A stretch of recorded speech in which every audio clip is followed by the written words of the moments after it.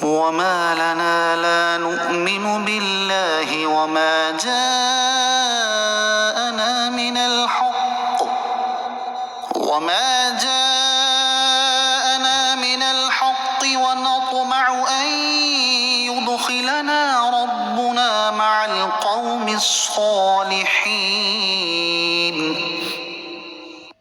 फ़असाबहुमुल्लाहु बिमा क़ालू जन्नात तजरी मिन तहतिहल अन्हारु ख़ालिदीन फ़ीहा वज़ालिक जज़ाउल मुहसिनीन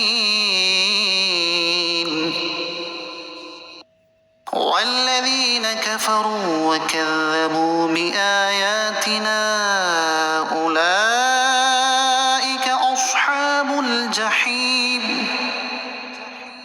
और हमें क्या है कि हम अल्लाह पर और उस हक पर ईमान न लाएं जो हमारे पास आया, और हम तमा करते हैं कि हमें हमारा रब नेक लोगों के साथ जन्नत में दाखिल कर दे।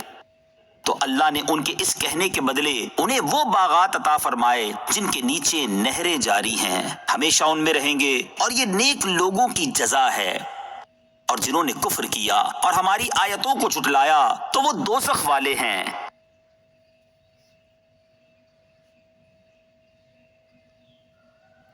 जब हबशा का वफ़द इस्लाम से मुशर्रफ होकर वापस गया तो यहूदियों ने उन्हें इस पर मलामत की।